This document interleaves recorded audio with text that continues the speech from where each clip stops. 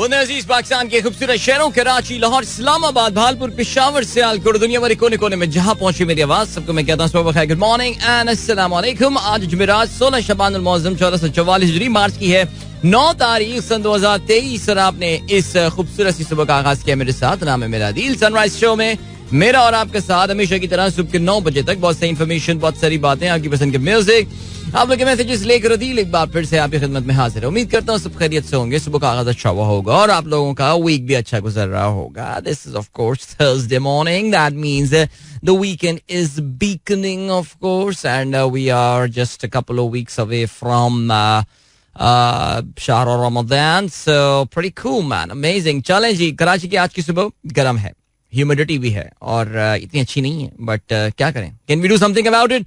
Absolutely not. चलें जी, programme में अगर आपको पार्टिसिपेट करना है तो फिर आप मुझे ट्वीट कर सकते हैं with the hashtag sunrise with Adeel.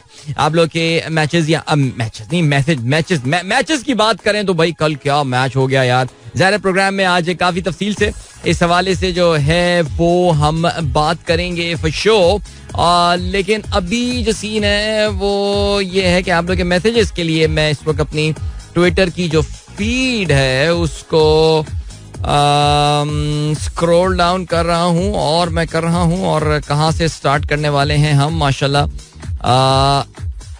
जबरदस्त, काफी सारे दोस्तों की जो है वो या कल रात के मैसेज के मैच के हवाले से मैसेजेस आए हुए हैं, लेकिन अब्दुल रज़ाक साहब कहते हैं शऊर की जानिब पहला कदम अपनी महरूमियों के असल जिम्मेदारों को पहचानना है।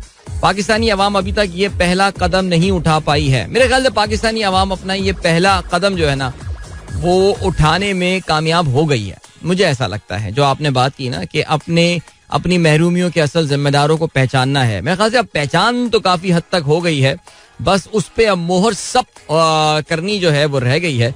और मोहर सब्त इसलिए नहीं करने दी जा रही है, इसीलिए मोहर सब्त जो है वो नहीं करने दी जा रही है, आप समझ रहे होंगे। आगे बढ़ते हैं जी, और क्या सीन है। कूल बड़ी कहते हैं पहले शोएब जट भाई ने बाबर की तारीफ की, फिर रॉय की इनिंग्स के बाद वापस अपने रंग में आ गए। मैं सच के लिए लड़ता हूँ भाई। कौन सा सच? आप अच्छा, इन भाई ने अपने आप की अच्छा बिल्कुल समझ रहा हूँ मैं, बिल्कुल। वो देखें, the thing that guy wanted was attention and mashallah he has got a lot of attention. He's one of the most followed sports journalists in Pakistan. So बाकी ये लोगों की जो है वो आप खुशी या गमी के लिए अगर कोई चीज़ काम करना चाहें तो उसके लिए तो फिर आप फिर तो वो गेम बनती नहीं है। Until you bring in a lot of negativity and controversy, तब तक वो ज़माना चला गया जब आपके जर्नलिस्ट की एक मखसूस किस्म, स्पोर्ट्स में मैं बात करूं तो वो हुआ करती थी। अब जर्नलिस्ट कम सबके सब तज्जिया निगार जो है वो बन गए, और वो ठीक है, वो बंदा जो कर रहा है वो अपने पॉइंट ऑफ व्यू से ठीक कर रहा है। बाकी वो शर्म और ये जो होती है थोड़ी बहुत झिझक आपको वो शुरू में होती है। Once you get used to with that you don't have any problem. Hafizur Rahman कहते हैं मार्च का महीना डेंगू के लार्वे डिस्ट्रॉय करने का महीना है। तमाम लिसनर्स को अपनी बसात के मुताबिक सरकारी इदारों से मुतालबा करना चाहिए कि स्प्रे करें और डेंगू के लार्वे डिस्ट्रॉय कराने, वरना बाद में बहुत सी कीमती जानें ज़ाया होंगी। भाई बड़ा अच्छा पॉइंट आपने ये बताया है कि मार्च का महीना डेंगू के लार्वे जो है वो डिस्ट्रॉय करने का महीना है इस वक्त। तो बहरहाल इस वक्त पंजाब की गवर्नमेंट, मुझे याद है एक ज़माने में बड़ी एक्टिव इसमें हुआ करती थी। शहबाज शरीफ साहब जब वहाँ पे हुआ करते थे वो डेंगू के लार्वे के हवाले से, डेंगू के हवाले से बड़े एक्टिव हुआ करते थे।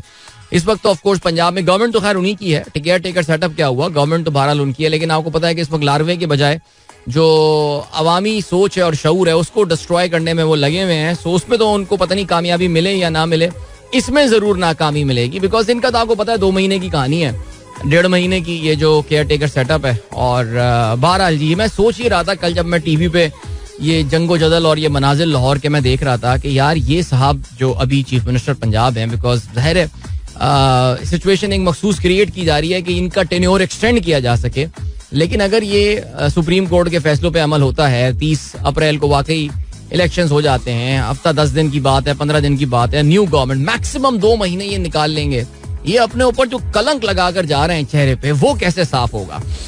आगे बढ़ते हैं जी. फैजान हयात, थैंक यू सो मच. आपने बड़ा अच्छा स्टैट्स की कंपाइलेशन की है PSL HPL PSL के हवाले से. मैंने उसको वो रीट्वीट कर दिया है, तो आप लोग भी जो है वो उसको देख सकते हैं. कल का दिन जो था was a record breaking day at HBL PSL और ज़ाहिर है तफसील से उसके हवाले से जो है वो हम बात करेंगे. नाकाबिल यकीन इनिंग जो है वो कल हमने देखी कोयटा ग्लैडिएटर्स की जानिब से, जेसन रॉय की जानिब से. And wow, what a day that was. और watching that match live, the entire game was something so extraordinary and so cool. अच्छा जी, फात कहते हैं was that inning of Babar selfish? How do you rate it? Well, I think एक मुकाम पे आके, and I'm actually pleasantly surprised that Simon Dool जो है उस पर कमेंट्री कर रहे थे और वो पहले भी बाबर की स्ट्राइक रेट के ऊपर काफी क्रिटिसिज्म कर चुके हैं. और कल जिस वक्त बाबर ने आके, बिकॉज जिस तरह पेशावर ज़ल्मी ने अपनी इनिंग का आगाज किया था, उस वक्त लग ऐसा रहा था कि यार ये मामला जो है ना, ये सिर्फ यहाँ पर जाके रुकने वाला है नहीं. यानी 240 मुझे तो लग ये रहा था कि पेशावर ज़ल्मी इससे भी ऊपर जाके, जिस तरह का ये डेड किस्म का, मरियल किस्म का ट्रैक जो है ये कल रावलपिंडी में प्रोवाइड किया गया था, Peshawar Zalmi could have gone on and scored few more runs. And वो कुछ स्लो डाउन हो गए थे और अब उसकी जिम्मेदारी आप बाबर को देना चाहें तो फिर अब वो तो आपकी मर्जी है. लेकिन बहरहाल ये एक पे डिस्कशन जरूर होना चाहिए. बाबर की बुराई कर लेना कोई गुनाह नहीं होता. आगे बढ़ते हैं जी. अब चाहे वो इफ्तिखार चाचू कुछ भी कहते हैं इसके हवाले से. फात कहते हैं आखिर कब तक ये हम लोग ऐसे ही जुल्म सहते रहेंगे? क्या ये लोग भूल गए हैं कि एक अल्लाह भी है जो उससे ज्यादा ताकतवर है? इस मुल्क का क्या होगा? जो भी कल हुआ, जैसे बिलाल की जान गई, उसमें उसका क्या कसूर था? लोगों को आखिर कब सजा मिलेगी? रोना आता है अब तो अदील भाई. देखो भाई, मैं एक बार आपको बार बार बताता हूँ, और हमारे एक उस्ताद मोहतरम हमेशा एक बड़ी अच्छी बात बोलते हैं और उससे बड़ी ढारस भी बनती है, और वो ये बनती है कि अल्लाह ताला ने ये दुनिया जो बनाई है, हमारी जिंदगी जो है, ये जस्टिस के प्रिंसिपल पे नहीं बनाई है, ये इंसाफ के उसूल पे नहीं बनाई है. इंसाफ के लिए अल्लाह ताला ने आखिरत का दिन रखा है. अगर यही इंसाफ मिलना शुरू हो जाए तो फिर तो आखिरत के दिन की फिर दायरा, फिर वो क्या उसकी, तो असल तो वो वहां पे जब जाएंगे तो वो देखेंगे और सबका इंसाफ हो जाएगा, सबके साथ इंसाफ हो जाएगा. ये दुनिया एक इम्तिहान की जो है ना वो पर्सपेक्टिव से बनाएगी. वरना देखिए जी, अब मैं कल जब ये देख रहा था लाहौर में जो हो रहा था, मेरे जहन में वो अजीब व गरीब और उल्टे सीधे ख्यालात आ रहे थे कि भाई आपको पता है कि मिस्र में भी जो है वो एक बहुत ही ताकतवर मूवमेंट जो थी इख्वान की, प्रेसिडेंट उनके जो हुआ करते थे, उनके जाने के बाद जो इख्वान की मूवमेंट, मोहम्मद मुर्सी साहब जो हैं वो वहाँ के सदर बने थे. और जिस तरह फिर ये जो इनके आर्मी चीफ और बाद में जो मुल्क के सदर बने थे अबुल फतह अल सीसी, जिस तरह उन्होंने इस मूवमेंट को क्रश किया था, जिसमें हजारों लोग जो हैं वो मारे गए थे चंद दिनों के अंदर अंदर.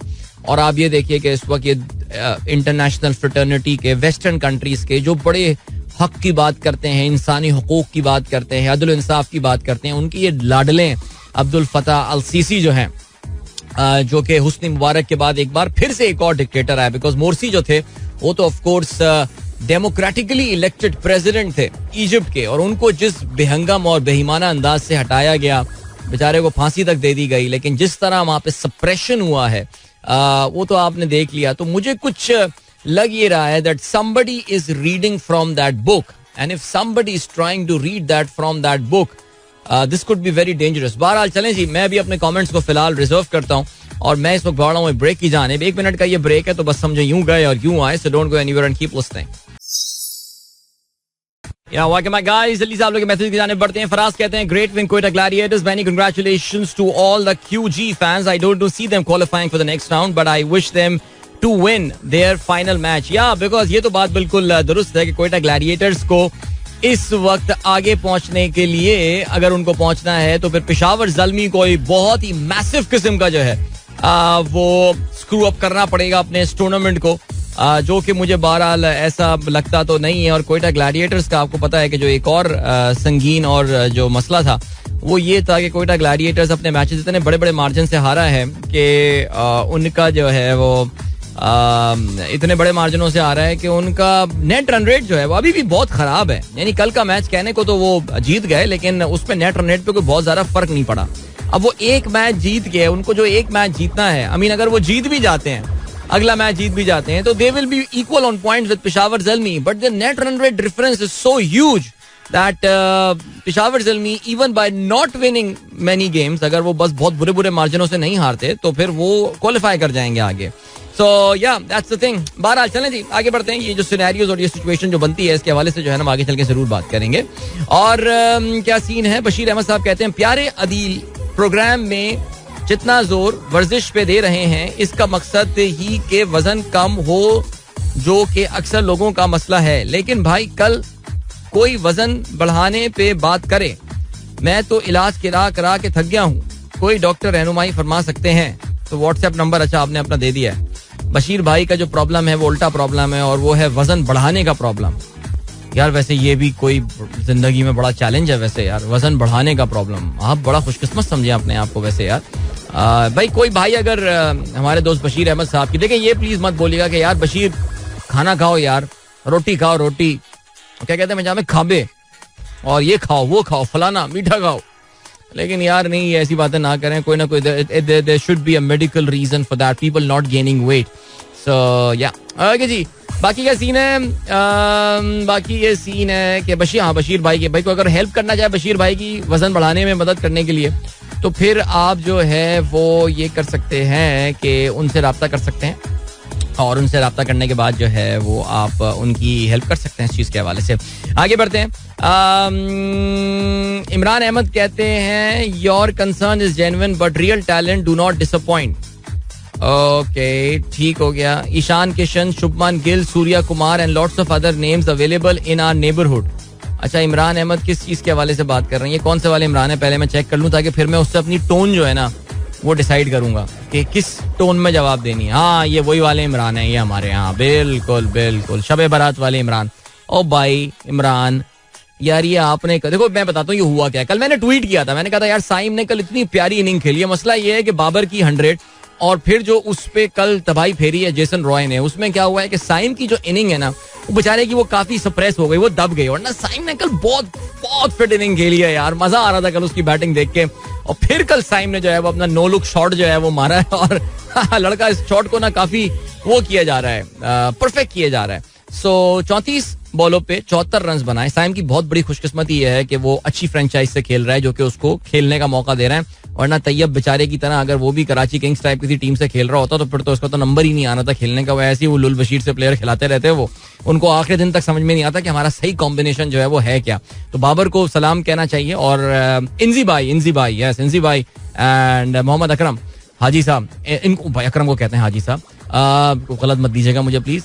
उनको जो है वो क्रेडिट देना चाहिए यहाँ पे कि उन्होंने बड़ा जो है ना वो अच्छा काम किया और उसको खेलने का मौका दिया लड़के को. और 3 इनिंग्स जो है वो अब तक शो कर चुका है साइम. लेकिन आई थिंक कल की inning was his best inning. मैंने उस वक्त ये ट्वीट किया था कि मुझे डर ये है Saim is playing so well and playing such modern cricket, इसको फौरन टीम में ड्राफ्ट इन ना कर लिया जाए. तो मुझे हमारे हैदर अली का रिसेंटली एक केस है कि जो कि हमने एक नौजवान को जो है ना कच्चा तोड़ लिया था और फिर क्या हुआ वो आपको पता है. Haider Ali turn out to, जो प्रॉमिस था that Haider Ali carried that did not turn out to be true. So मैंने उस पर ट्वीट किया था कि अल्लाह करे तो जल्दी. अब आपने ये जो खिलाड़ियों के नाम लिए हैं जिसमें ईशान किशन है, जिसमें शुभमन गिल हैं, जिसमें सूर्या कुमार यादव हैं, भाई एक जरा छोटा सा काम करें यार.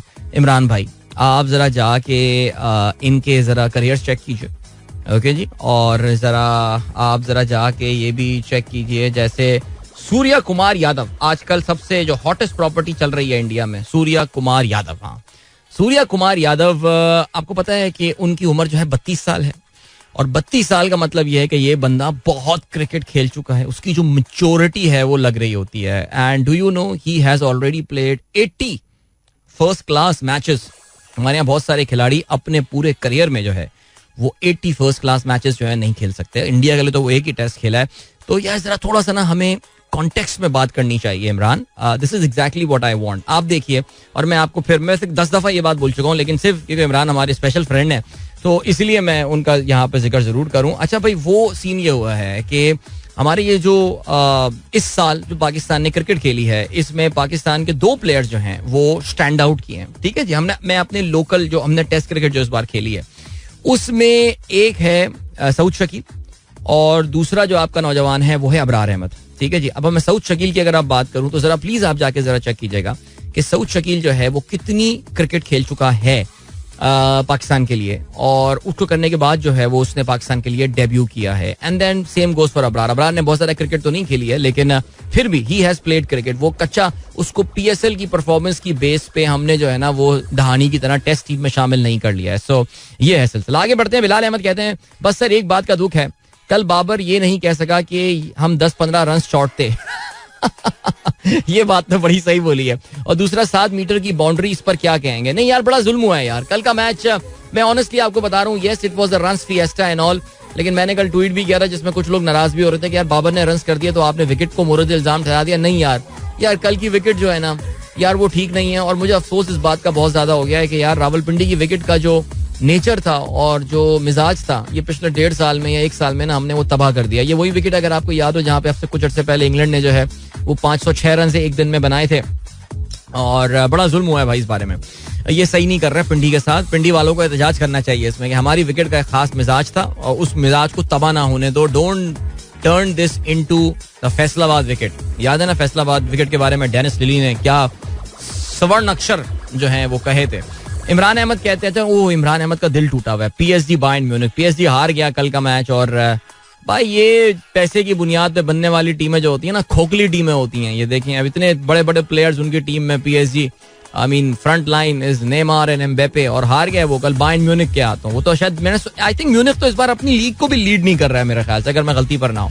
और क्या जी, जीशान बेग साहब कहते हैं 9 March world kidney day is a global campaign aim to raise awareness of the importance of our kidney to our overall health and reduce the frequency and impact of kidney disease. It is associated and it's associated health problem worldwide. तो भाई ये अब मैं कर रहा हूँ, वो मैं कर रहा हूँ कि आपको ये मैंने रीट्वीट कर दिया है वर्ल्ड किडनी डे के हवाले से, और इसमें कुछ अच्छी बातें की गई हैं और उसमें जो आपको बताया गया है one of the most, अच्छा वो कहते हैं fluid restriction, one of the most difficult aspect of CKD and being on dialysis is the fluid restriction. Here are the some of the tips to limit your fluid intake. Get smaller cups and glasses in your houses. Stay cool to avoid feeling thirsty.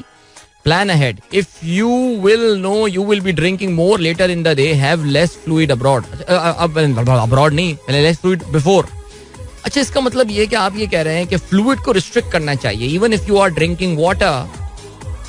इसको यार ये वैसे मुझे इस पर जरा थोड़ी सी मैं रिसर्च करूंगा डॉक्टर साहब, मैं जरा थोड़ा सा इस पर रिसर्च करूंगा, बिकॉज मैंने सुना कि यार पानी पीना चाहिए और बहुत ज्यादा पीना चाहिए. बट खैर anyway, protect your kidneys. Avoid using over the counter medicines like pain killers and antibiotics without your doctors advice. Now this makes sense, alright. इसके अलावा आपने कहा है कि जी गाजर खाएं, ब्रोकली खाएं, टोमेटो खाएं, पानी पिएं, हैप्पी हार्ट, मुश्किल काम हो गया, and keep your spirits high. चलें, गुड, मैंने रीट्वीट कर दिया भाई, आप लोग भी पढ़ लें. ये किडनी के हवाले से इंपॉर्टेंट बातें जो हैं वो की गई हैं. अच्छा जी, अब्दुल रज़ाक साहब कहते हैं ATM मशीन में हर में एक ब्रेल लाइन होती है जिससे बटनों पर छोटे छोटे नुक्ते देखे होंगे. ये नाबीना अफराद, हाँ जी बिल्कुल, ये तो अगर आपको ये बात पता नहीं है तो फिर तो बहुत गलत बात है.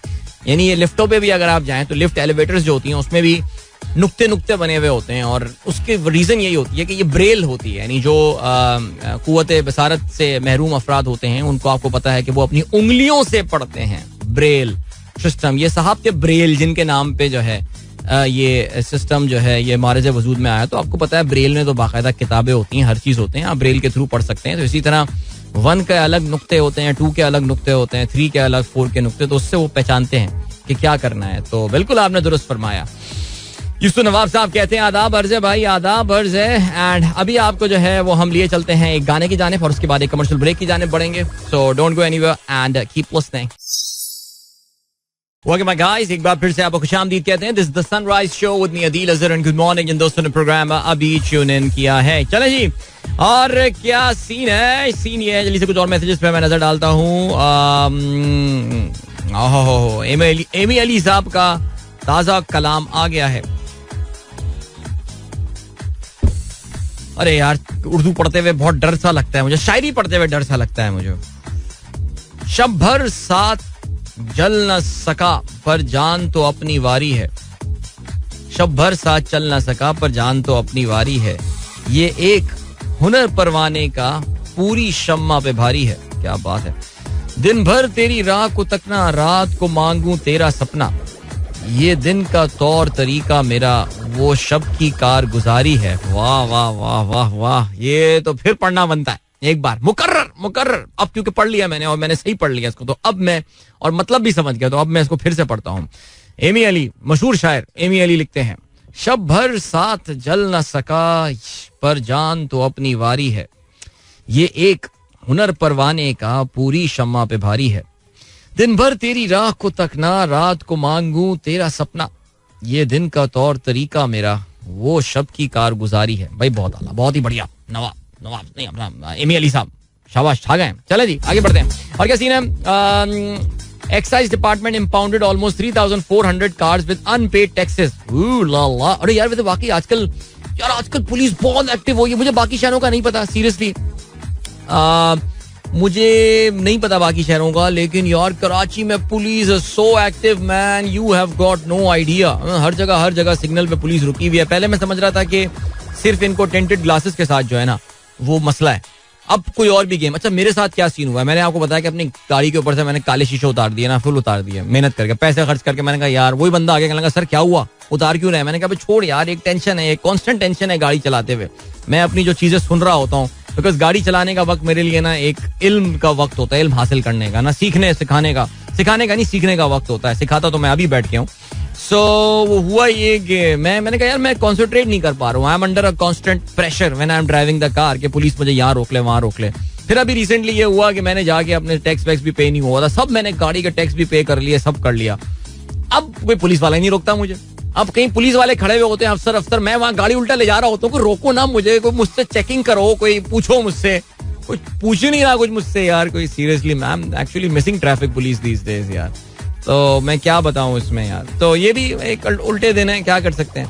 अच्छा जी, साकिब साहब कहते हैं, साकिब शान, today in 1959 Barbie, a toy doll that became an international sensation despite criticism, was introduced by Mattel Incorporated. Barbie doll, वाह जबरदस्त.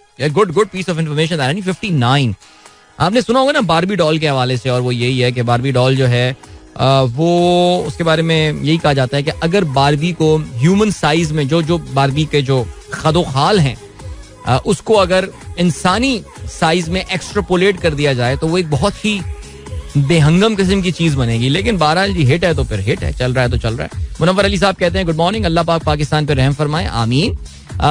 इसके अलावा मैसेज आया, दिल uncle, this is Khizar Ali Siddiqui and today is my annual debate session, wish me luck, I have been listening to for years, please read this tweet, I hope you are listening my friend. काफी देर पहले का message भेजा हुआ है, मैंने अभी पढ़ा है. मुझे अभी थोड़ी देर में आज की अखबारात में शामिल खबरों पर नजर डालने, लेकिन जल्दी से मैं मैसेज शामिल करूं. फहीम अली खान साहब, thank you so much. Shahzad Niaz साहब, बहुत शुक्रिया. कश्मीर को पाकिस्तान बनाना था.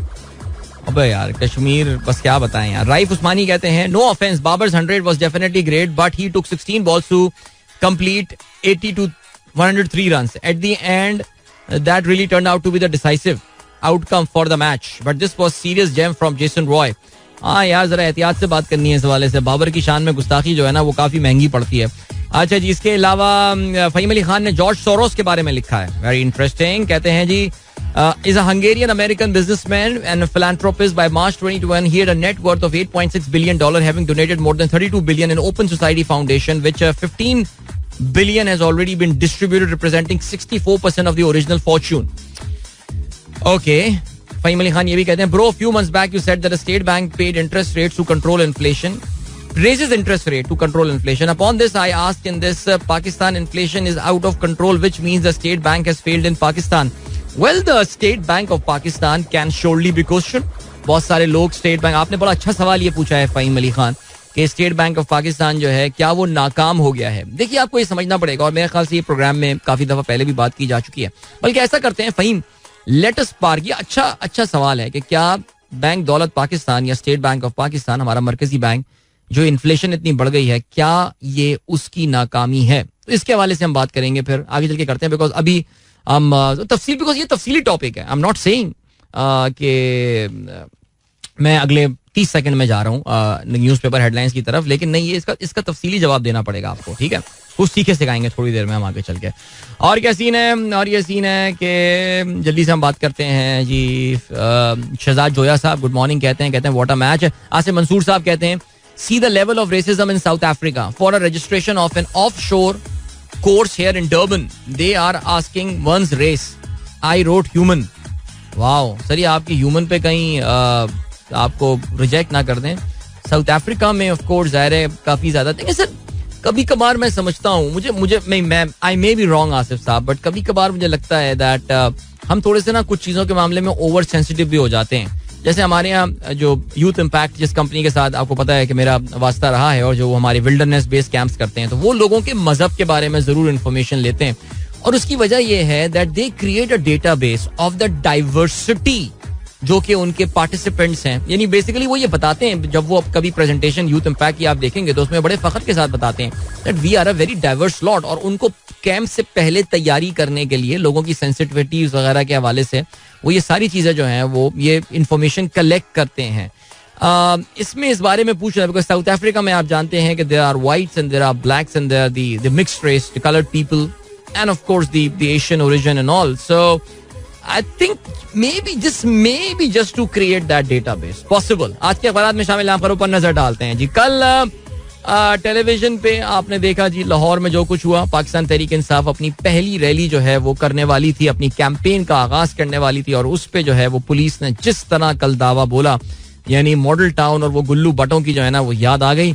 शेलिंग, गिरफ्तारियां, तशद्दुद, पीटीआई रैली मनसूख, एक कारकुन जाँ बहक. तहरीक इंसाफ दफा 144 नाफिज. तहरीक इंसाफ का ये कहना है कि एक कारकुन जाँ बहक, वरना तो गलत बात की है ना. तहरीक इंसाफ लिख दिया. यानी मैं ऑनेस्टली कल देख रहा था दुनिया न्यूज ही इत्तेफाक से कामी भाई का शो लगाने के लिए मैं अपने मोबाइल पे दुनिया न्यूज, टीवी पे तो मैच चल रहा था, तो मैंने कामी भाई का शो देखने के लिए जब दुनिया न्यूज हेडलाइंस लगाई तो उसमें उन्होंने बताया कि जी लाहौर में तसादुम हुआ है पीटीआई के कारकुनान और पुलिस के दरमियान, और पुलिस के कई एहलकार जख्मी हुए हैं और एक पता नहीं एहलकार की हालत नाजुक है. I mean I was so shocked. इस वक्त पाकिस्तान का social media and digital media is full of the pictures of that guy who has passed away, who has died. वो पता नहीं Ali Bilal whatever his name was, and उनकी headline में इस बंदे का जिक्र भी नहीं है. इमेजिन, दिस इज पाकिस्तान है ये. पीटीआई की इंतखाबी मुहिम के आगाज पर रैली निकाली तसाजुम से माल रोड पर दीगर इलाके मैदान जंग बन गए. और देखिए एक बात बड़ी क्लियर हो रही है और बिल्कुल क्लियर होती जा रही है, वो ये कि जो प्लानर्स हैं या जो भी हैं इस पूरे मामले को हैंडल कर रहे हैं, they are trying to provoke a response from PTI. I think कल एक बहुत स्मार्ट डिसीजन उन्होंने लिया कि अपनी इस रैली को कैंसिल कर दिया और इस जिद पे नहीं अड़ गया कि हमें रैली जो है वो निकालनी ही निकालनी है. और ये इमरान खान को अंदाजा भी हो गया कि इनके लिए इलेक्शन कैंपेन कितनी मुश्किल होने वाली है अगले ये 50 दिन जो कैंपेन्स चलनी है. और ये चीज़ भी बड़ी क्लियर हो गई है कि एक रिस्पांस प्रोवोक करवाना है, और उस रिस्पांस प्रोवोक करवाने की बुनियाद पे जो है आपको पता है कि सिनेरियो इस तरह का क्रिएट करना है कि जी इस वक्त अमन व अमान की सूरत हाल ऐसी है कि इलेक्शंस यहाँ पे नहीं हो सकते. अरे इट्स प्रीटी ऑब्वियस. ओके जी, आगे बढ़ते हैं. और क्या सीन है. इमरान खान का आज इस्लामाबाद ना जाने का फैसला, नॉट सरप्राइजिंग. पंजाब में इंतखाबी शेड्यूल का ऐलान कर दिया गया है. 12 से 14 मार्च तक कागजात नामजदगी जमा होंगे. कागजात की जांच पड़ताल 22 मार्च, अपीलों पर फैसला 3, कागजात की वापसी 5, पोलिंग 30 अप्रैल को होगी. वजारत दाखिला का ये कहना है. माफ कीजिएगा, वजारत दाखिला और वजारत खजाना को ब्रीफिंग के लिए आज इलेक्शन कमीशन तलब कर लिया गया है. कौमी असेंबली की 6 नशिस्तों पर ज़िमनी इलेक्शंस भी 30 अप्रैल को होंगे. अच्छा जी, लेकिन केपी में मामले जो है वो नहीं संभल रहे. और गवर्नर खैबर पख्तूनख्वा, जो आप जानते हैं कि मौलाना फजलुर रहमान के इंतहाई करीबी अजीज हैं, ही इज टोटली डिफाइंड. यानी सुप्रीम कोर्ट के फैसले का उन पर कोई असर नहीं पड़ा है. उनका ये कहना है कि जी इंतखाबी तारीख देना ईद का चांद देखने से भी मुश्किल काम है. उन्होंने मजीद 1 हफ्ते की मोहलत मांग लिया. कहते हैं जी खैबर पख्तूनख्वा के जो सिक्योरिटी हालात हैं उसका कोई मुकाबला नहीं किया जा सकता पंजाब के सिक्योरिटी हालात से. वैसे अल्लाह खैर करे, समझ में नहीं आ रहा केपी में ऐसे कौन से खराब हालात हो चुके हैं कि इलेक्शंस नहीं हो सकते. लेकिन बहरहाल जी, मरियम नवाज ने कल तकरीर की है. एक बार फिर फैज हमीद जो हैं वो इनके अताब का निशाना बने हुए थे. और कहती हैं जी फैज हमीद का कोर्ट मार्शल होना चाहिए, बुज़दिल की निशानी है. साबिक चीफ का गिरबान आने वाले के पांव पकड़े. अच्छा जी, फैज हमीद जो है उन्होंने मरियम नवाज के सवालात के जवाब दिए हैं और सीनियर एंकर कामरान खान को उन्होंने दिए. और उन्होंने कहा है कि फौज में फैसला सिर्फ चीफ का होता है, तमाम फैसले अदालतों ने किए. मरियम नवाज के इल्जामात का जवाब. अच्छा, मैं कल इत्तेफाक से शाज़ेब खानज़ादा का प्रोग्राम भी सुन रहा था. यार वैसे शाज़ेब खानज़ादा को आफरीन है यार. इस बंदे का अल्लाह मियां ने बड़ा टैलेंट इसको दिया और जिस तरह ये प्रेजेंट करता है इस सिनेरियो को, यानी उसने कहा कि फैज हमीद ने अपने ऊपर लगाए गए इल्जामात की तरदीद नहीं की, लेकिन उन्होंने इल्जामात को डाइवर्ट करने की कोशिश की. सो बेसिकली यार कमाल है यार. यानी चलें जी आगे बढ़ते हैं. और क्या सीन है. खैबर पख्तूनख्वा मरदमशुमारी टीम लेवीज चेक पोस्ट पर फायरिंग, 2 एहलकार शरीक हुए हैं, शहीद हुए. अफसोस की बात है जी. वजीर दाखिला कहते हैं इमरान को हर मुमकिन रिलीफ मिल चुका. 13 मार्च के बाद गुंजाइश नहीं. फैज हमीद के खिलाफ तहकीकाती इदारे इंक्वायरी कर रहे हैं. देन क्या सीन है. मरदमशुमारी में शनाख्ती कार्ड नंबर का इंदराज लाजिम कर दिया गया. भाई अजीब सी बात है. सारा डेटा हो चुका है, सब कुछ भर चुका है. अब ये कह रहे हैं कि जी इसमें शनाख्ती कार्ड का नंबर, बल्कि मेरे घर आए ना मरदमशुमारी वाले टीम परसों, मैं तो कह रहा था भाई मुझसे कोई इन्फॉर्मेशन लेना, मैंने नहीं बताया, आपका नंबर लेके लिख के चले गए वो. आई डोंट नो. अभी खैर मैं नोट कर रहा हूँ, सारी चीजें नोट कर रहा हूँ. वीडियो लिंक पर पेशी के लिए इमरान की दरख्वास्त. मुबैना बेटी का केस गैर मुअय्यना मुद्दत तक मुलतवी कर दिया गया है. पैमरा पाबंदी के खिलाफ दरख्वास्त पर जस्टिस शाहिद बिलाल की समाअत से माजरत. मुबैना बेटी केस में जज की रुखसत के बाइस समाअत नहीं हो सकी. चलें जी. इसके अलावा वजीर कानून कहते हैं आम इंतखाबात नई मरदमशुमारी पर ना हुए तो मसाइल पैदा होंगे. वो मसाइल क्या पैदा होंगे उन्होंने बहरहाल नहीं बताए, लेकिन वजीर कानून भी डिफाइंट है, वो भी सुप्रीम कोर्ट के ऑर्डर को नहीं मानते. लिए चलते हैं आपको ब्रेक की जाने. मिलते हैं आपसे ब्रेक के बाद. Don't go anywhere and keep listening.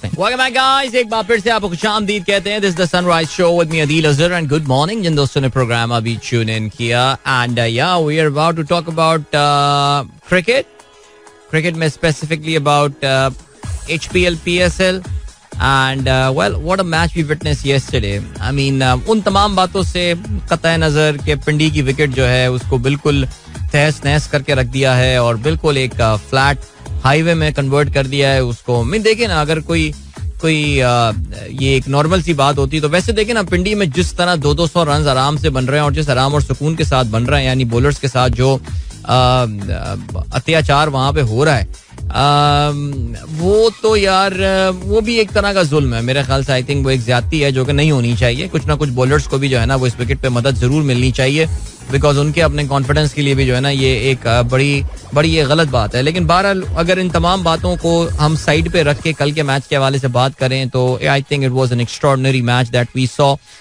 सबसे ज्यादा रन्स पाकिस्तान सुपर लीग किसी एक मैच की हम बात करें और आई थिंक एग्रीगेट बेसिस के ऊपर भी बात करें, so many records got broken yesterday इन Pakistan super league. Pakistan super league का सबसे बड़ा इंडिविजुअल स्कोर जो है वो भी जो है वो कल बना और literally Jason Roy Quetta Gladiators उन्होंने जो है वो रिकॉर्ड बुक को जो है वो रीराइट किया. इस मैच में जल्दी से मैं समरी अगर आपको बता दूं, पेशावर ज़ल्मी ने पहले बैटिंग करते हुए 240 रन बनाए सिर्फ 2 विकेटों के नुकसान पर. इनकी इनिंग की खास बात जो है वो बाबर आजम की बैटिंग थी. 65 गेंदों पे 115 रन बाबर आजम ने बनाए. रन आउट हुए जिसमें 3 छक्के और 15 चौके शामिल थे.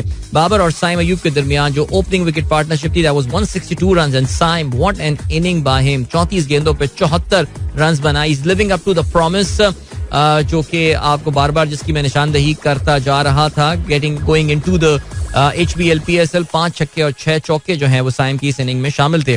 रोहमान पावल भी अच्छे मूड में नजर आए. इस विकेट में सभी अच्छे मूड में आ जाते. 18 गेंदों पर 35 रन उन्होंने बनाए जिसमें 3 चौके और 2 छक्के शामिल थे. सिर्फ एक खिलाड़ी जो विकेट ले सका वो ड्वेन प्रेटोरियस थे जिनके 4 ओवर में 40 रन आए और सबसे इकोनॉमिकल बॉलिंग जो की है वो भी नसीम शाह ने की जिनके 4 ओवर में 39 रन आए. हसनैन के 4 ओवर्स में 57 रन आए. इमेजिन. चलें जी आगे बढ़ते हैं. जवाब में बहुत ही धमाका खेज आगाज कोयटा ग्लैडिएटर्स की जानिब से. Even though they lost their first wicket when the score was 41 जब मार्टिन गप्टिल आउट हुए. 8 गेंदों पे गप्टिल ने 21 रन बनाए. 3 चौके और 1 छक्का इसमें शामिल था. लेकिन जेसन रॉय दूसरी जानिब से रन पे रन स्कोर करते रहे. विल स्मीड आए. 22 गेंदों पे 26 रन बनाए. विल स्मीड ने जो प्रॉमिस शो किया था इन द प्रीवियस PSL अभी तक उन्होंने उस पे ही hasn't really lived up to that. शायद मैचेस भी थोड़े कम खेले इस बार, लेकिन still I think he's still a young guy. But बहरहाल जी ये तो खैर इंग्लैंड का मसला है ना, यंग है ओल्ड है हमें क्या यार. हमारा जो है ना वो सीन ये है अभी जो गेम आती है वो ये आती है कि जेसन रॉय आई मीन दूसरी जानिब वो जिस तरह की इनिंग खेल रहा था. I mean we all knew that कुछ भी हो जाए ना Peshawar is just like they are winning this game through out.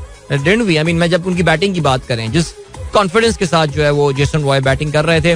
फिर मोहम्मद हफीज आया. हफीज ने 18 गेंदों पे 41 रन बनाए जिसमें 6 चौके और 2 छक्के शामिल थे और 243 रन का ये टारगेट जो है 243 रन ये 18.2 ओवर्स में पूरा कर लिया. यानी कितने सारे तो बॉलें बची हुई थी जिस वक्त वो ये रन, 10 बॉलें बची हुई थी जब वो ये रन हासिल करने में कामयाब हुए. Jason Roy scored 145 run. So 241 the target chase by Quetta gladiators. ये हाईएस्ट सक्सेसफुल रन चेज है in Pakistan super league. Multan Sultan ने जो है 2022 में 207 चेज किए थे अगेंस्ट कोयटा ग्लैडिएटर्स. और अगर हम T20 हिस्ट्री की बात करें, मैं तमाम T20 मैचेस की अगर बात करें तो उसमें this is the 4th highest successful chase in T20 history. जो सबसे बड़ा चेज था वो 245 रन ऑस्ट्रेलिया ने न्यूजीलैंड के खिलाफ 2018 में बनाए थे. इसके अलावा 243 फॉर 2 जो है ये 3rd हाईएस्ट टीम टोटल है इन द PSL में जो सबसे बड़ा टोटल था वो 247 था जो इस्लामाबाद ने ज़ल्मी के खिलाफ ही अब से 2 साल पहले बनाए थे. और इसके अलावा मुल्तान सुल्तान ने कोयटा ग्लैडिएटर्स के खिलाफ पिछले साल 245 रन बनाए थे. और जो ज़ल्मी ने 240 रन बनाए कल, ये 5th highest total in the league है and the highest by the franchise. यानी पेशावर के अपनी जानिब सबसे बड़ा ये स्कोर है. जेसन रॉय के 145 रन जो हैं ये पाकिस्तान सुपर लीग का हाईएस्ट इंडिविजुअल स्कोर है. इससे पहले 127 रन कॉलिन इंग्रम ने कराची किंग्स के लिए बनाए थे अगेंस्ट कोयटा ग्लैडिएटर्स 2019 में. इसके अलावा 27 इनिंग्स जो कि जेसन रॉय ने 27 इनिंग्स में अपने 1000 रन PSL के मुकम्मल कर लिए हैं. And he is now the fastest batter, यानी तेज तरीन स्ट्राइक रेट के साथ जो है वो ये पहुंचने में कामयाब हुए हैं. शान मसूद ने 29 इनिंग्स में 1000 रन PSL में बनाए थे HPL PSL में, और रॉय ने ये 27 में कर लिए हैं. और इसके अलावा 44 balls needed for the 100, second fastest है HPL PSL में जो कि इन्होंने 100 जो है वो स्कोर किया. इससे पहले रायली रूसो जो है उन्होंने 43 गेंदों में अपनी ये सेंचुरी बनाई थी मुल्तान सुल्तान के लिए ग्लैडिएटर्स के खिलाफ. ये कितने सारे रिकॉर्ड्स ग्लैडिएटर्स के खिलाफ बने आपने देखा होगा. बाबर आजम जो उन्होंने जो है वो who took 60 balls for his 100 recorded the joint slowest of the league. ये आप स्टैट समझ रहे हैं ना. ये यानी ये बेसिकली जो स्लोएस्ट 100 बनी है PSL में तो बाबर ने वो बराबर कर दिया है वो. तो ये एक बहुत बड़ा इशू है यार. ये बहरहाल इस पे खैर हम बात करते हुए डर ही लगता है. अब 88 for 1 ग्लैडिएटर का score in the power play, the second highest power play score by any team in PSL. Islamabad united 97 run बनाए थे against Quetta gladiators. Are you noticing this thing? ये जो PSL के बड़े बड़े रिकॉर्ड्स बने हैं ये कोयटा ग्लैडिएटर्स के अगेंस्ट बने हैं, और ये पिछले 2 या 3 साल में ये सारी चीजें हुई हैं. तो वो जो मिसबा भाई बड़ी अच्छी बात करते हैं हमारे शो में कि कोयटा कभी भी जो है ना वो पाकिस्तान में लगता है मेंटली वो आए नहीं है, और वो दुबई की स्ट्रैटेजी के साथ पाकिस्तान में खेलते रहे. And check this thing out. 800 for Babar Azam in Test cricket, the joint second most by any batter. Only Chris Gayle is ahead of Babar with 22 centuries. Wow, amazing. चलें जी, ये वाली बातें हो गई. इसके अलावा एक दो और है ना. 483 runs between Zalmi and Gladiators, the highest aggregate for a PSL match. The previous highest was 479 between Islamabad United and Gladiators in 2021.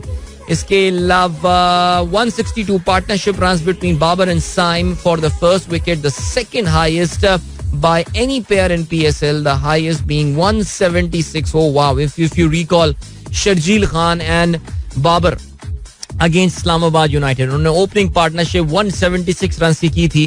So this is the second highest.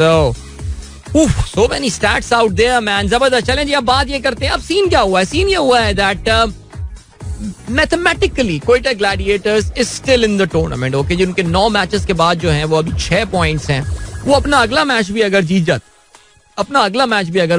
जीत जाते हैं कोयटा ग्लैडिएटर्स की हम बात करें तो उनके 8 पॉइंट्स हो जाएंगे. उनका अगला match by the way Multan Sultan के खिलाफ है, team which is now struggling for form without doubt. अगर वो ये मैच जीत भी जाते हैं तो उनके 8 पॉइंट्स हो जाएंगे and they will be equal on points with Peshawar Zalmi. लेकिन इनका असल जो मसला है वो नेट रन रेट का है. So well, they may be staying in the tournament for now, लेकिन ये कहना कि वो आगे क्वालिफाई कर जाएंगे until and unless, जो मैं सुबह भी बात कर रहा था कि पेशावर ज़ल्मी ने इरादा कर लिया कि अब वो ना सिर्फ अपने बाकी मैचेस हारेंगे बल्कि अपने बाकी मैचेस बड़े बड़े स्कोर से हारेंगे. तो फिर पेशावर ज़ल्मी का जो है ना उनको इस वक्त फिलहाल जाने से कोई रोक सकता नहीं है. सो ये कुछ सूरत हाल है. ठीक हो गया जी. तो ये है सिलसिला भाइयों और बहनों. अभी हम बढ़ रहे हैं ब्रेक की जानिब. माशाल्लाह तगड़े ब्रेक्स हैं और तो थोड़ी देर में वापस आते हैं. Don't go anywhere and keep listening. मुझे फुटबॉल की भी बात करनी थी लेकिन अब मेरे पास टाइम नहीं है. ठीक है. Welcome back guys. एक बार फिर से आपको खुशामदीद कहते हैं. This is the sunrise show with me Adeel and जल्दी से आप लोग के मैसेजेस में प्रोग्राम में शामिल करते चलूं. मोहम्मद आशिर कहते हैं भाई कराची के मेयर का क्या हुआ. देखिए जी, कराची के मेयर का आपको पता है scene election commission of Pakistan हर मुमकिन कोशिश कर रहा है कि उन्होंने एक तो पहले ये बोल दिया कि देखो जब तक ये 11 यूसीस के इंतखाबात नहीं होंगे तब तक तो तुम भूल जाओ, हम कराची का मेयर नहीं बनने देंगे. फिर उसके बाद उन्होंने जो अभी ऑफिशियल रिजल्ट्स अनाउंस किए हैं माशाल्लाह कोई 1.5-2 महीने बाद, इतने से 15% टर्नआउट पे भी जो है ना उन्होंने इतना टाइम लिया माशाल्लाह. Just check out the efficiency of our election commission. उसमें उन्होंने मजीद कोई 20 के नतीजे रोक लिए हैं. जो there are 31 UCs that need to be, यहाँ पे इनके या तो नतीजे आने हैं या फिर वहां पे री इलेक्शन नहीं, इलेक्शन होना है बेसिकली. अब जमात इस्लामी सुनने में आ रहा है सिंध हाई कोर्ट जा रही है इलेक्शन कमीशन के खिलाफ और देखते हैं क्या है सिलसिला. बहरहाल जी अजीब सिचुएशन है यार यहाँ पे. यानी कौन सी जमहूरियत है जहाँ पे लोग जमहूर से डरते हैं. Quetta won because Sarfaraz wasn't playing. Okay. Abdul Hafeez कहते हैं अदील अंकल नहीं we are Saim's have via what are the chances of Quetta gladiator to qualify. मैंने अभी थोड़ी देर पहले ही बात बता दी आपको, कोयटा के चांसेस बहुत कम है. फरा मुश्ताक कहती हैं अस्सलाम वालेकुम. The Lahore canal road has been sealed after yesterday's episode so public using that road should avoid it and take an alternate route instead. Lahore में अभी काफी जो है वो डिस्ट्रप्शंस आने वाली है as far as the traffic and stuff is concerned. So आप लोग बिल्कुल एहतियात कीजिए. साथ शेख कहते हैं sad to see development in Lahore, Zaman Park, it's total chaos. Absolutely seem तो कुछ ऐसा ही है. राजीव डॉक्टर राजीव नहीं अच्छा राजीव गुल राजानी कहते हैं can you please wish my daughter Hunisha happy 6th birthday. I really don't know Rajiv if Hunisha is listening to me right now but happy birthday to her. Sikandar Farooq कहते हैं there is no chance for Imran Khan coming back to power. However, is there any chance of our economy coming back to the track? Could the tough decision taken by this well-established government work? Why do you say there is no chance of Imran Khan coming back? Why do you say so? मुझे ये वाली बात पहले अगर आप इसको qualify करवा लें इस बात को तो फिर मैं आपके बाकी सवालात के जवाब देने की कोशिश जरूर कर सकता हूँ. फैजान कहते हैं अबिया is waiting for her van and requested me to send her to school but couldn't manage due to some office work. At time it is difficult to convince daughters. It does. और fathers के लिए तो daughters को convince करना और ज्यादा मुश्किल हो जाता है. Feeling sorry for the brutality of Punjab police on citizen. Shaheen Tahir कहती हैं. फरी सरफराज कहती हैं गुड शेर. वैसे आपसे ज्यादा हमें डर लगता है जब आप शेर पढ़ते हैं. अच्छा गुड वन यार. पीर जहीर साहब अस्सलाम वालेकुम सर कैसे हैं आप. इमरान गफूर साहब कहते हैं आहा क्या याद दिला दिया. हमारे कॉलेज की एक फ्रेंड थी उसे हम बारबी कहकर बुलाते थे. वो कितनी खुश होती होगी वैसे बारबी. आप उसे बारबी कहते हैं इमरान साहब. जबरदस्त. ओके. एसके कहते हैं I think there is nothing wrong at all to ask for the race. In Australia they do ask if the applicant belongs to other ethnic or racial group, country of origin etc.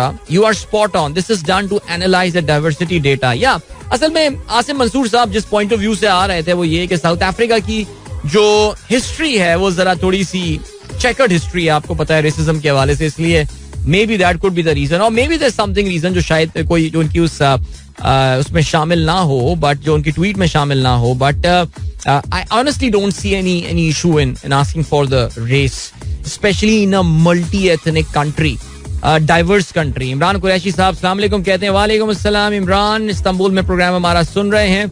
और इसके अलावा मलिक फात Farooq my son अजान Farooq has completed his Quran पाक yesterday. माशाल्लाह जी जबरदस्त. Congratulations अजान, तुमने कुरान जो है वो खत्म कर लिया है. मुझे नहीं पता अजान की उम्र क्या है लेकिन अजान को जो मैं एक मैसेज देना चाहूंगा वो ये कि बेटा कुरान को तुमने अरबी में तो पढ़ लिया, अब कुरान को समझ भी लो. ठीक है जी, असल गेम तो तब ऑन होनी है. क्या ख्याल है. ठीक है. शाहरुख कहती हैं apparently you give quite long time to PSL update in your show comparing not much time to the current situation of Pakistan, especially not mentioning Women Day, police action of violence on rallies and violence on political rallies by police. हर जगह यही बातें भाई. जब तक शाहरुख जब तक ये चल रहा है ना पीएसएल जरा बर्दाश्त करें इसको यार. सीरियसली खत्म हो जाएगा पीएसएल. अभी कितने दिन रह गए फिर वही रोज होने शुरू हो जाएंगे हमारे. और हमारे पास बातें होती क्या है इसके अलावा. आज क्या तारीख आ गई है. आज 9 तारीख आ गई ना. 10 दिन में पीएसएल का फाइनल होने वाला है. But you believe PSL will be all over. चला जाएगा, चला जाएगा हमें छोड़ के. हाँ, तो फिर याद करेंगे उसको हम. तो अभी बात कर लेते हैं थोड़ी सी PSL यार, वरना वही डिप्रेसिंग बातें, वही सारी, एक डिस्ट्रैक्शन तो है ना यहाँ पे यार. हेलो, आई एम शेरी अहमद कहते हैं इतना भी क्रिकेट को डिस्कस ना किया करें, sometime it gets boring. Well sir, I mean if it gets boring, change the channel. में और क्या बोल सकता हूँ sir. A lot of people want to listen about talking cricket and all. This is the cricket season, this is our cricket season sir. अब मैं इस हवाले से क्या करूं. शहरियार देखें, शहरियार नियाज साहब, अब आप ये देखिए ना सर, जो इशू आ रहा है वो ये आ रहा है कि जो ये आ रहा है, जो एक इशू आ रहा है, मैं क्या बोलने वाला था. हाँ, इशू ये आ रहा है सर कि मैंने आज देखे फुटबॉल का जिक्र नहीं किया. यानी मैं भी सेक्रीफाइस कर रहा हूँ, मैं भी कुर्बानी दे रहा हूँ. आपको पता है फुटबॉल मेरे दिल के कितना करीब है, लेकिन मैं फुटबॉल की बात नहीं कर रहा क्योंकि मैं चाह रहा हूँ कि जरा स्पोर्ट्स का बहुत ज्यादा ही जिक्र हो रहा है बिकॉज ऑफ PSL. क्या कहा जा सकता है. ओके, आगा अदनान अली कहते हैं हा, now police people listening to you will stop you soon. Very nice. मैं तो चाह रहा हूँ ना मुझे रोक के, अब मैं असल में देखना चाह रहा हूँ ना, पुलिस मुझे रोकेगी तो पुलिस मुझसे क्या क्या सवाल पूछ सकती है कि ये दिखाएं वो दिखाएं. नहीं, मेरा मतलब पेपर्स ये बताइए, ये पेपर, वो फलाना पेपर, ये दिखाइए. मैं जानना चाह रहा हूँ कि क्या इस वक्त जो है ना वो कमी रह गई है. तो ये है सिलसिला. चलें जी, ओके, जबरदस्त. अभी हमारी दोस्त ने मैसेज किया, वो कहती हैं कि पुलिस वाले जो है ना, एक बार उनका चालान होने लगा था और उन्होंने बताया कि भाई आज मेरा चालान ना करो बिकॉज आज तो मैं जो है वो रिजाइन करने वाली हूँ. तो उन्होंने मुझे चालान नहीं किया, छोड़ दिया. पुलिस वाले के दिल में भी, के जिस्म में भी एक दिल होता है. हर कोई पंजाब पुलिस या लाहौर की पुलिस थोड़ी होती है यार. हमारे यहाँ पुलिस वाले हैं, कराची के तो अब आपको पता है स्ट्रीट क्रिमिनल जो हैं वो भी काफी उनमें रहम. अभी एक वीडियो आई है कि एक स्ट्रीट क्रिमिनल ने, मोटरसाइकिल वाला एक बराबर में आके रुका एक बंदे के, उनके आपस में कुछ मुज़ाकरात हुए. मुज़ाकरात के बाद स्ट्रीट क्रिमिनल ने ये डिसाइड किया कि चलो मैं तुम्हें नहीं लूटूंगा. वो चला गया सीधा. मेरे साथ एक बार ऐसे ही हुआ था. मेरा जो अब तक एक बार मोबाइल छीना गया है, घर के बिल्कुल सामने ही हुआ था, वहाँ शहीद मिल्लत रोड पे सिग्नल पे. उस जमाने में मेडिकेयर सिग्नल हुआ करता था, अब तो वो सिग्नल एग्जिस्ट नहीं करता. वो तो सिग्नल फ्री कॉरिडोर बन गया, आपको पता है. लेकिन वहां जब पुलिस, मैं बता चुका हूँ चलो ना, पुलिस वाले ने, वो पुलिस वाला कह रहा हूँ, सॉरी पुलिस वाला नहीं, वो जो स्ट्रीट क्रिमिनल था उसने मुझे रोका और उसने कहा ले जाओ. घड़ी उतारी. मैंने कहा भाई फेक घड़ी है यार. कहने लगा नहीं दे दो फिर भी मुझे. मैंने कहा यार ले लो. फिर वॉलेट उसने ले लिया मेरा. मैंने कहा यार इस वॉलेट में 500 रुपए हैं. सिर्फ इतने से पैसे क्या. मैंने कहा मैं पंक्चर लगवाने आया था रात को 12 बजे. इंसान पंक्चर, मैं गाड़ी का था, मेरे स्टेपनी देख पड़ी हुई है पीछे, लगी हुई है स्टेपनी. मैं तो पंक्चर बनवाने आया हूँ, 500 रुपए में पंक्चर बन जाता है. तो मैंने उसको बोला, मैंने कहा यार तू पैसे रख ले, तो वॉलेट का क्या करोगे यार, इसमें मेरा कार्ड है, इसमें मेरा NIC है, लाइसेंस है, मुझे फिर बनवाने ही पड़ेंगे. तो उसने just took out, I remember that, just took out 500 rupees and he gave me my wallet. Good guy. Took my watch, my mobile, that's fine. लेकिन चलें. ऑलराइट, अभी क्या सीन है, जल्दी से ट्विटर ट्रेंड्स की जाने पड़ते हैं. भाई मैसेजेस पूरे नहीं पढ़ पाया मैं, तो फिर अभी फिर बाद में बात करेंगे, ठीक है जी. वेलकम बैक गाइस, एक बार फिर से आपको खुशामदीद कहते हैं. और अभी जो है टाइम 8:38 हो चुका है यार. रोजाना इस नियत के साथ आता हूँ कि आज मैं क्लासिक सॉन्ग चलाऊंगा प्रोग्राम में, लेकिन ना मेरे भाई ना, नहीं मिल पा रहा टाइम यार आजकल. एक तो आज इश्तिहारात थोड़े ज्यादा हुए हैं और सेकंड ये कि मैं भी जरा देर में ही लाके प्रोग्राम छोड़ता हूँ. मैं भी तो एक कहना चाहिए कि खत्म ही नहीं कर पाता अपनी बात, मैं बहस समेट नहीं पाता जल्दी. इस पे मुझे मेहनत करनी पड़ेगी. एनीवे, अब्दुल रहमान मलिक साहब कहते हैं in my doctor Abdul Rahman Malik साहब. सर आप अपने ट्विटर के नाम में डॉक्टर लगाएं सर, कुछ बेअदबी सी लगती है मुझे सर. आप PhD डॉक्टर हैं और हम आपको डॉक्टर नहीं कह पा रहे. In my previous life when I was a UET student, I lost my wallet in a van, probably a pickpocket. After a few days I got my CNIC and driving licence through post. कभी लाहौरी criminals के भी कुछ उसूल होते थे. अच्छा नहीं, मेरे साथ ये बिल्कुल ऐसे ही हुआ है, मैं आपको बताता हूँ. मैं जब अपनी पिछली कंपनी में था, एक लोकल निजी प्राइवेट कोरियर कंपनी, तो उसमें हमने एक प्रोडक्ट लॉन्च की थी. हमें नाम नहीं ले रहा मैं उसका यार, अब क्या बताऊं मैं. अच्छा, हम उसकी ना टेस्ट लॉन्च कर रहे थे. वो टेस्ट लॉन्च मैं कहीं मीटिंग में बैठा हुआ था एंड मुझे उस मीटिंग से आगे कहीं जाना था. And I was sitting somewhere in Shahrah Faisal and the office was at airport. So I said नहीं ओके, घर से मुझे मंगवाना था. कुछ इस तरह का सीन हुआ था, समथिंग हैपेंड या. एंड वो कोरियर जो है he lost my wallet.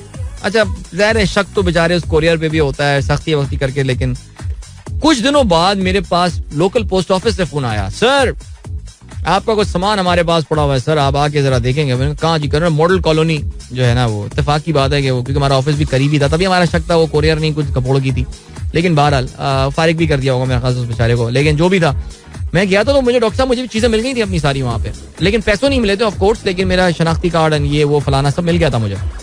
Y Maryam Nawaz has started reminding me of the famous queen. अच्छा, मैं तो मैरी एंटोनेट कहता हूँ उनको बिल्कुल, लेकिन इसके अलावा झिंगा बुंगा कहते हैं सलाम टू ऑल। शेखी और अलन फकीर की याद ताज़ा करवा दी यार, वाकई सीरियसली। वो आजकल एक ऐड आ रहा है नेशनल फूड्स का, किसका है, तेरे इश्क में जो भी डूब गया, यार कमाल है यार, जबरदस्त। भाई ये औरत मार्च वालों को क्या हो गया है, बड़े सेन ट्वीट कर रहे हैं वो लोग। यार देखो, औरत मार्च के साथ असल में कल इस्लामाबाद में ना उनकी रैली पे उन्होंने थोड़ी पुलिस ने ज्यादती कर दी और कुछ बदतमीजी की है, वो बहुत बदतमीजी की है। और आपको पता है कि औरत मार्च जो है ये बहुत मीडिया पे बहुत एक्टिव हैं और इनकी जो सोशल मीडिया पावर है दैट इज वेरी स्ट्रॉन्ग।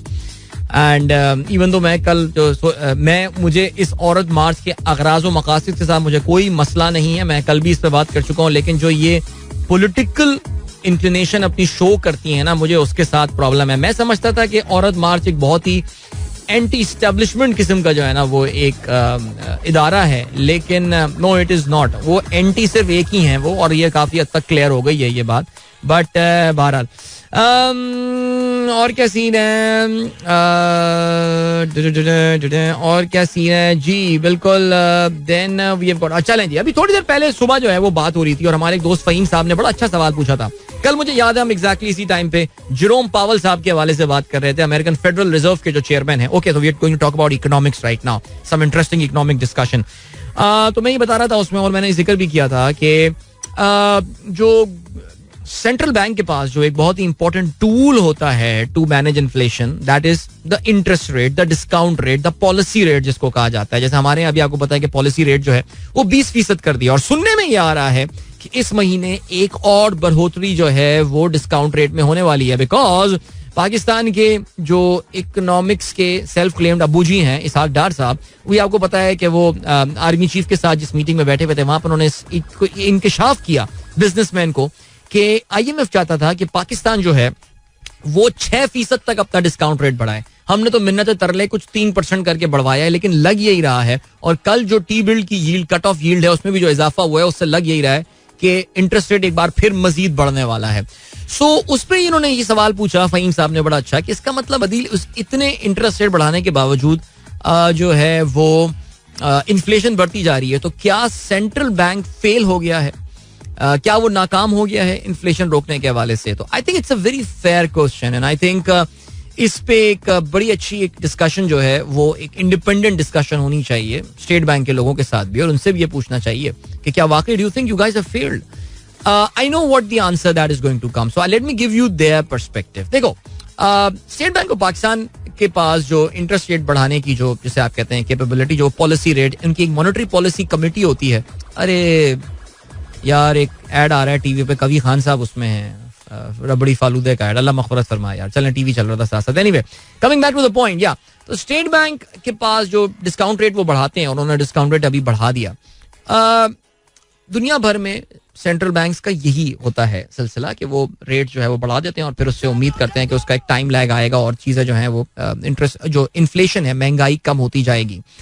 लेकिन ये बात हमको माननी पड़ेगी कि दुनिया भर के जो सेंट्रल बैंक्स हैं, कोविड के बाद जिस तरह पैसा डिस्ट्रीब्यूट किया गया, जो हम कल भी बात कर रहे थे, उसमें उनका जो रिस्पॉन्स रेट था वो स्लो था, something that they could have started many a months back. उन्होंने वो बहुत एंड में आके 2021 के इख्तिताम में आके उन्होंने जो है वो ये काम शुरू किया। इवन दो 2021 के अगर शुरू से ही अगर वो इंटरेस्ट रेट बढ़ाने शुरू कर देते तो शायद इन्फ्लेशन इतना ज्यादा नहीं बढ़ता।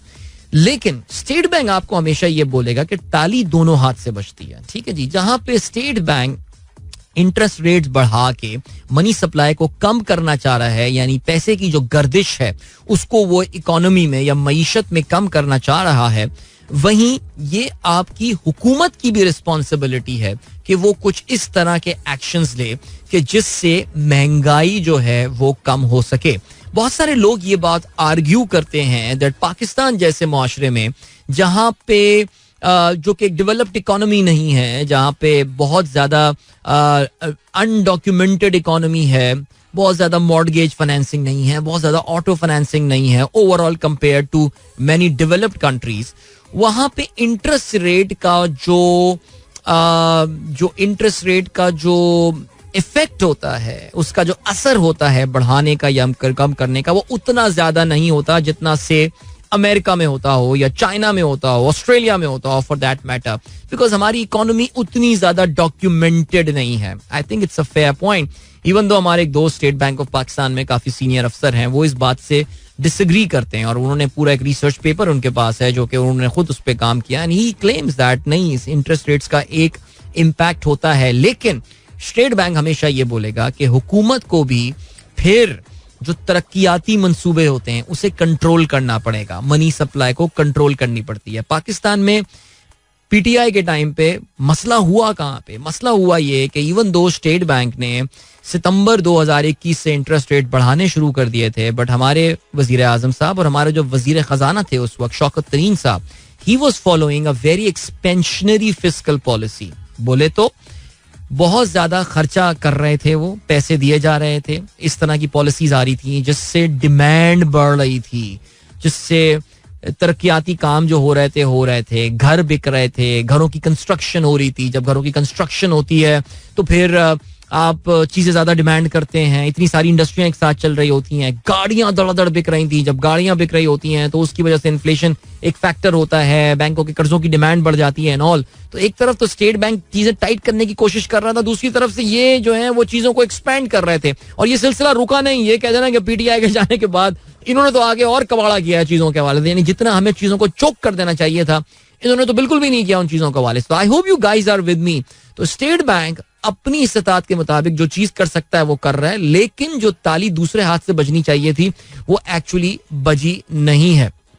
हमारे बड़े अच्छे एक इकोनॉमिस्ट दोस्त हैं अम्मार हबीब साहब, उन्हें हाल ही में बड़ा अच्छा एक आर्टिकल लिखा है, और अगर मैं गलती पढ़ रहा हूँ द न्यूज में उन्होंने जो है वो आर्टिकल लिखा है, और उसमें उन्होंने स्टेट बैंक के ऊपर it's a sort of a critic on the policies of the state bank in controlling inflation in Pakistan. अगर मुझे मिलता है, मिल जाएगा वैसे यार, पिछले हफ्ते ही आया था, मैं आपके साथ जो है ना वो ट्वीट भी कर दूंगा. तो Faheem, coming back to your original question जिसको मैंने प्रोग्राम में आगे के लिए पार्क कर दिया था. First of all thank you so much for asking this question.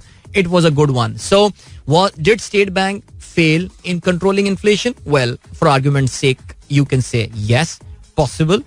They did. They reacted slowly. वो जो आगे का anticipate कर सकते थे increasing inflation, उसको वो कट डाउन कर सकते थे, इंटरेस्ट रेट जल्दी बढ़ा सकते थे, ज्यादा हॉकिश अप्रोच रख सकते थे. लेकिन क्या ये जिम्मेवारी या जिम्मेदारी सिर्फ और सिर्फ स्टेट बैंक की थी? नहीं.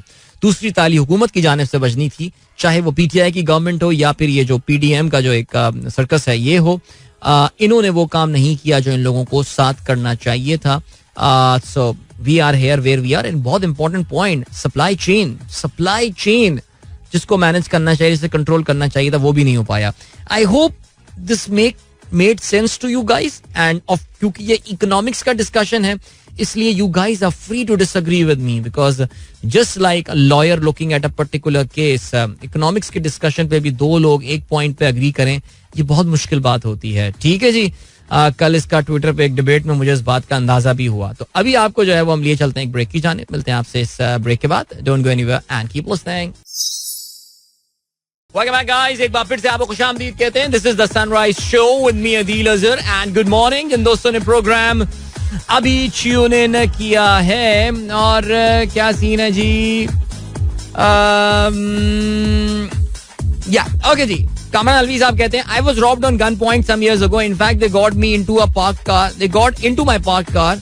They took away my wallet, which was more expensive than the cash in it. My cell and expensive ring. Also managed to secure my card and office bag after negotiations. Wow, जबरदस्त, very good.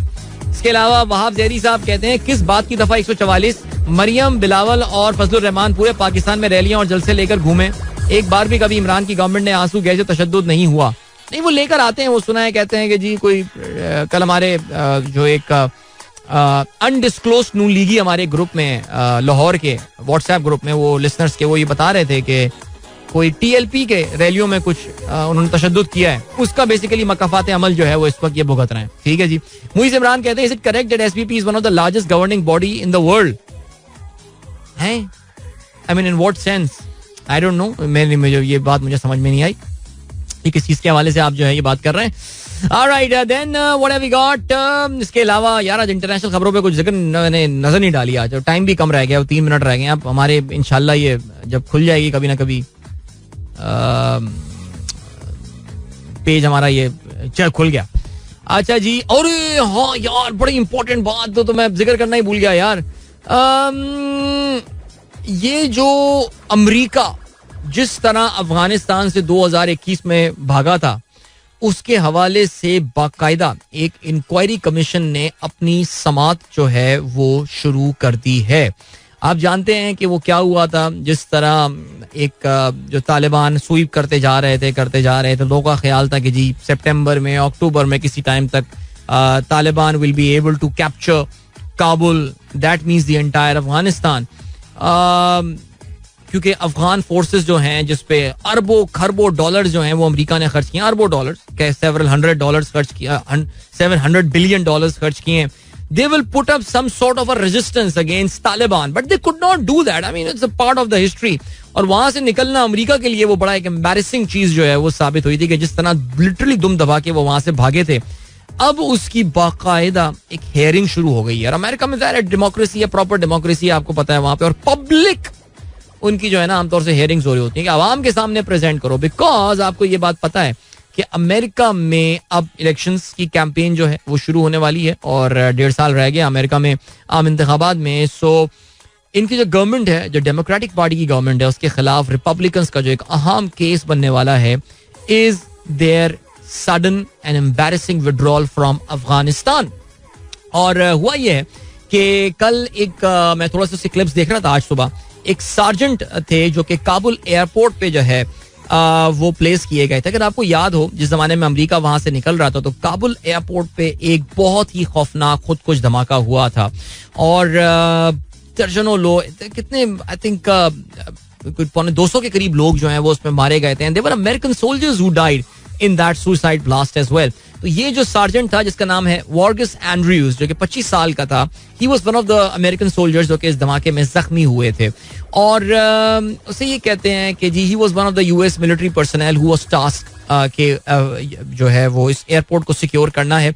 26 अगस्त को जो है ये वाकया हुआ था जब 2 suicide bombers जो हैं उन्होंने उस क्राउड को अटैक किया था जो कि आपको पता है कि अफगानी बड़ी तादाद में भागना चाहते थे अफगानिस्तान से तालिबान के रूल से बचने के लिए. सो उसने जो है बंदे ने बड़ी इमोशनल टेस्टिमनी जो है वो कल की है और वो ये कहते हैं कि जी उसने खुद अपनी वो basically he was trying to say that suicide bombing was avoidable. उससे जो है वो बचा जा सकता था, लेकिन लगता ऐसा है कि हमने कोशिश नहीं की उस जगह को प्रोटेक्ट करने की, सिक्योर करने की मुकम्मल तौर से. देखिए ये तो अभी एक बंदा आके यहाँ पे इसने बात की है, अभी बहुत सारे सियासतदान जो है ना वो आने वाले हैं और बहुत सारे आके यहाँ पर टेस्टिमनी अपनी देंगे. बहरहाल मेरे पास टाइम नहीं है वरना मैं थोड़ी मजीद बात करता कि जो रिपब्लिकन पार्टी के जो सियासतदान वहां पर मौजूद हैं उन्होंने क्या बातें इसके हवाले से की हैं. फिलहाल वक्त आ गया है कि मैं आप लोगों से इजाजत लूं. अपना बहुत बहुत ख्याल रखिएगा. I will be live on Insta for the next few minutes as well. So इंशाल्लाह मेरी आप लोगों से मुलाकात कल सुबह एक बार फिर होगी. Till then good bye, God bless, अल्लाह हाफिज एंड पाकिस्तान जिंदाबाद. This is Mira FM 107.4.